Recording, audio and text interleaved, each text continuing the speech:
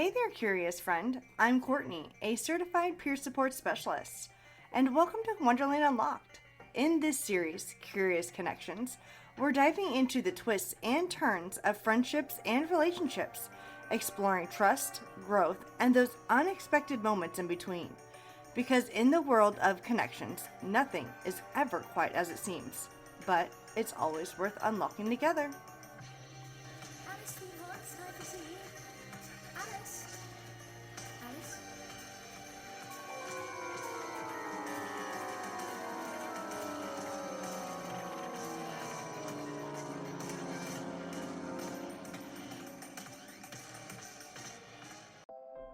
Welcome back to another episode of Wonderland Unlocked. I'm so glad that you could join me today. Now, picture this. You're at a table surrounded by friends, each with their own personality, quirks, and communication styles. Some of them are easy to talk to, while others, well, not so much. Today we're diving into one of the most eccentric characters from Alice in Wonderland, the March Hare, and using his unique way of communicating to explore the importance of understanding different communication styles in friendships. So grab your teacup and settle in, because today's episode is going to be as lively as a mad tea party. As Alice's journey through Wonderland, she meets all kinds of curious characters, each one more different than the last. But what makes this world truly interesting isn't just the oddities of Wonderland, but the rich varieties of personalities and how they communicate. Each character's way of expressing themselves brings a different flavor to the world Alice steps into. You've got the silent, ever-smiling Cheshire Cat, the constantly rushing White Rabbit, and of course the loud and unpredictable March Hare. But let's dive deeper into these personalities. Take the Cheshire Cat, for example. He communicates with riddles, constantly shifting between appearances and words. His communication is elusive. He says just enough to intrigue Alice, but never enough to give her a straight answer. He thrives on mystery, and his cryptic style of speaking leaves Alice and us pondering deeper meanings. Then there's the White Rabbit. He's constantly rushing around, overwhelmed by his own sense of urgency. He communicates in a hurried, almost frantic way, always checking his pocket watch and muttering about being late. His communication style mirrors his frantic pace, creating a sense of urgency that doesn't always allow for thoughtful conversation. Alice quickly learns that the White Rabbit's world moves at a lightning speed, and she has to adjust her own pace just to keep up. Now, as Alice continues through Wonderland, she encounters the March Hare, and here we see an entirely different style of communication. The March Hare is impulsive, spontaneous, and full of energy, sometimes to a fault. He doesn't take time to think before he speaks, which leads to a whirlwind of ideas, half-formed sentences, and a rapid-fire thoughts that are hard to keep track of. He's the type of person who starts talking about one thing and suddenly leaps into a completely different subject without warning. There's no pause, no break, just a constant stream of words. But what makes the March Hare so fascinating is how his communication mirrors his personality. It's chaotic, yes, but it's also full of life. The unpredictability in his speech reflects his free-spirited nature. This erratic communication style can be both a challenge and a joy. For Alice, trying to follow his conversations requires patience and a willingness to go along with the flow, even if it's hard to keep up. And when you think about it, the March Hare's communication style might sound familiar. Maybe you've had a friend who's full of energy, constantly jumping from one topic, always thinking of something new. They're spontaneous, sometimes unpredictable, and you never quite know where the conversation will lead. It can be exhilarating, but it can also be overwhelming. It's a reminder that communication is never just about the words we say. It's about how we say them, how we connect with others, and how we process the world around us. So what's the takeaway here? Well, the beauty of Wonderland and all of life itself is that we all communicate differently. Some of us are like the Cheshire Cat, quietly observing, speaking in riddles. Others are like the White Rabbit, rushing through conversations, anxious to move on to the next task. And then there's the March Hare, whose spontaneity and impulsiveness make every conversation an adventure. Each one of these personalities adds a unique layer to the world around them, and that's what makes communication so rich, so unpredictable, and so wonderfully complex. In our own lives, we meet people with all kinds of communication styles. Some are calm, some are chaotic, and some are a mix of both. The key is learning how to navigate those differences to appreciate the diverse ways we express ourselves and to embrace the beauty of these unique connections. Just like Alice in Wonderland, we find ourselves in a world where communication isn't one size fits all, and that's what makes every conversation an opportunity to discover something new. In friendships, we all bring our own unique way of communicating, but just as Wonderland is full of surprises, so too is the spectrum of communication styles. There are a few main styles that shape how we interact with others. Let's explore them. First, we have the assertive communicator. Assertive communication is clear, confident, and respectful. An assertive person knows what they want to say and does so without hesitation. They listen to others and express their thoughts directly without beating around the bush. Think of this as the perfect balance between being too quiet and too loud, honest, open, and self-assured. Assertiveness, in its best form, is empowering. It allows someone to express their needs and boundaries without stepping on others' toes. An assertive communicator doesn't shy away from tough conversations, but they also respect the opinions of others. In friendships, this means being able to speak up when something's on your mind, but also giving space for your friend to share their thoughts in return. It's a give and take that fosters understanding and trust. Think of it like a dance. Two people moving together with clear steps, but room to improvise. Next, we have the passive communicator. A passive communicator tends to avoid conflict and often struggles to voice their needs. They might agree to something they don't want just to keep the peace, or they may not speak up at all. This style can lead to misunderstandings, as their true feelings often stay hidden beneath the surface. It's easy to see how passive communication can lead to frustration, both for the passive person and for those around them. Imagine a friend who agrees to hang out, but you can tell they're not really interested. They might say, "Sure, I'm fine with whatever you want to do," when deep down they have a preference but don't feel comfortable expressing it.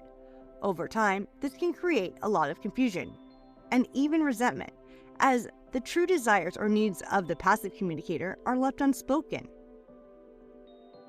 While passive communication might feel like it keeps things calm on the surface, it often leads to a buildup of unaddressed emotions.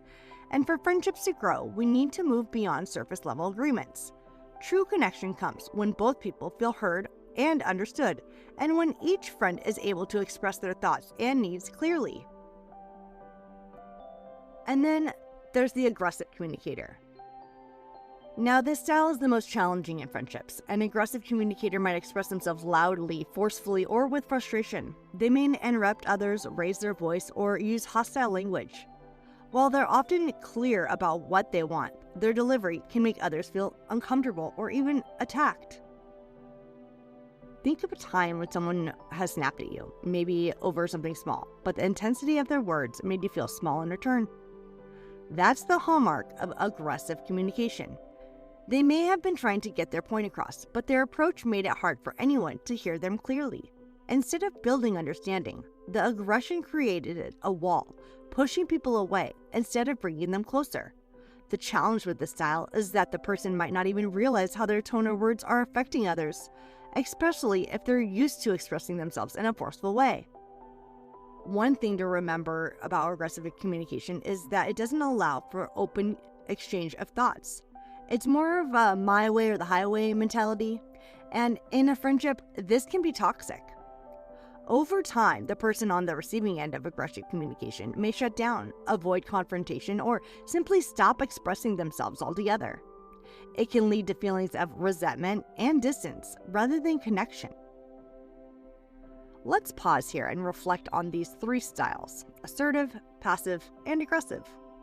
The most important thing to remember is that no one communication style is better than the others. We all lean towards one of these styles depending on our personalities, backgrounds, and even past experiences. What's more important is recognizing which style we tend to use and how it affects those around us. It's not about labeling ourselves or others, but about gaining awareness of how we communicate and how it impacts our relationships. Being aware of how we communicate, and others do, can help us navigate our friendships more smoothly. When we understand the communication style of our friends, we can adapt our own approach.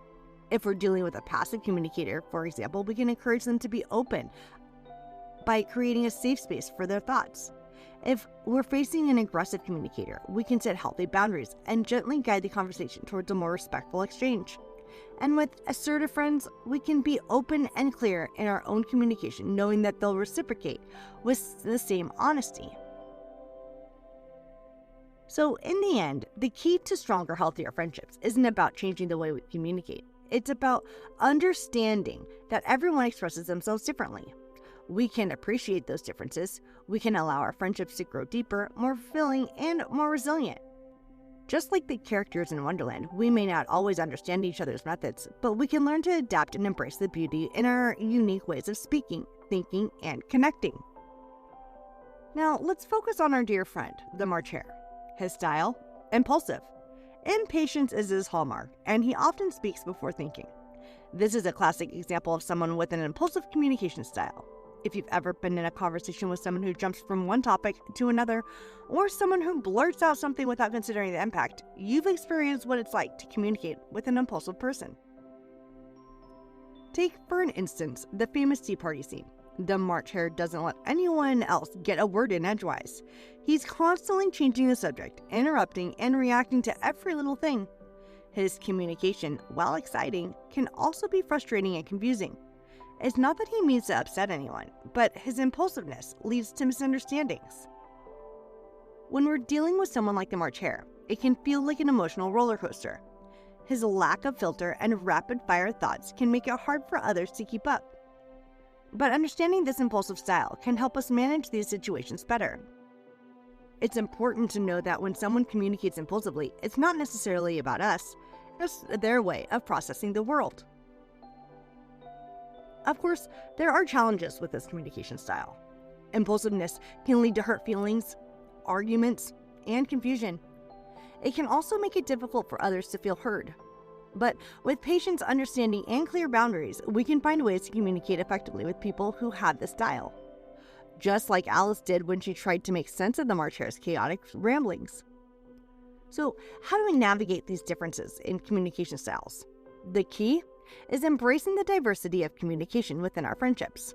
It's not about changing others, but about meeting them where they are. Whether you're dealing with someone assertive, passive, aggressive, or impulsive, there's always room for understanding. First, always practice active listening. That means listening with intent and not interrupting.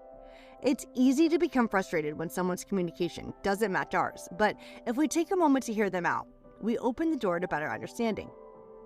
Second, clarify when needed. If the March Hare is speaking in a mile a minute and you're not sure what he meant, ask for clarification. Don't assume. You might just be misinterpreting his enthusiasm as confusion.